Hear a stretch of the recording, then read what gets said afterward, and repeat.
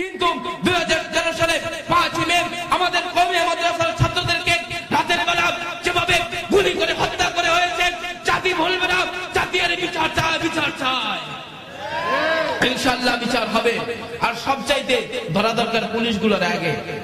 এরা আপনারা video footage দেখবেন, এরা যেভাবে আমাদের কওমি মাদ্রাসার ছাত্রদের উপরে গুলি চালিয়েছিল এবং যেভাবে আমাদের কওমি মাদ্রাসার ছাত্রদের উপরে তারা লাঠি চার্জ করেছিল, জাতি এর ইতিহাস ভুলবে না ইনশাআল্লাহ।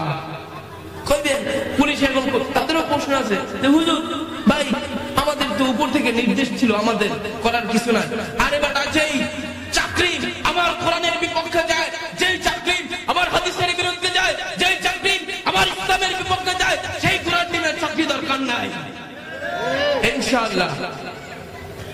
দেখেন না, আবার সব পুলিশ যে খারাপ এটাও বলবো না, অনেক পুলিশ ভালো আছে না, যারা এগুলো করে তারাই তাদের গায়ে লাগবে, ঠিক না? অনেক আছে পুলিশ 5 ওয়াক্ত নামাজ পড়ে, রোজা রাখে, দেখেন না, মানে যে করবে চোরের মন পুলিশ পুলিশ, ওই যে করবে তার গায়ে লাগবে। কয়েকদিন আগে ডক্টর মিজানুর রহমান আজহারী সাহেব বলে গিয়েছে, একদল খাইয়ে গেছে আর একদল খাওয়ার জন্য রেডি হয়ে গেছে। এখন একটা রাজনৈতিক দল ওনারা নিজেদের গায়ের দিকে টেনে নিচ্ছে যে এই কথা মিজানুর রহমান আজহারী সাহেব বলবে কেন? তার মানে ওরা আগেও খাইছে, এখন খাওয়ার জন্য রেডি হয়ে গেছে। চোরের মন পুলিশ পুলিশ না হলে বাংলাদেশে 48টা রাজনৈতিক দল আছে, তারা তো কিছু বলে নাই, ওই রাজনৈতিক দলটাই সেটি হচ্ছে। হ্যাঁ, মিজানুর রহমান আজহারী কেন এগুলো বলবো? তার মানে চোরের মন পুলিশ পুলিশ, তার মানে আমাদের ধৈর্য ধরুন। আমার কথা বুঝতেছেন তো আপনারা? কষ্ট হচ্ছে না তো? আমি ছোট মানুষ, বয়ান করতে পারি না। এই ওই দিন আমাকে স্বপন আঙ্কেল ফোন দিয়েছে যে তোমাকে তো দাওয়াত দিতে মনে নাই, সরি, তুমি দেশে আসো, আমাদের এখানে মাগরিবের উপর আলোচনা করা লাগবে।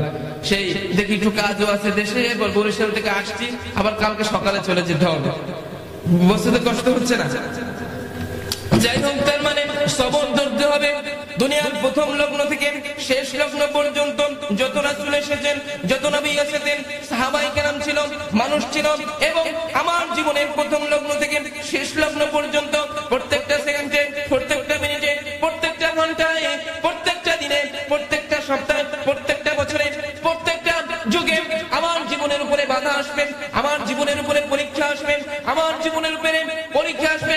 তবে তবে সুসংবাদ ওই সমস্ত লোকের জন্য, ইন্নাল্লাহা মা'আস সাবিরিন, যারা ধৈর্য ধারণ করেছেন, সুসংবাদ তাদের জন্য।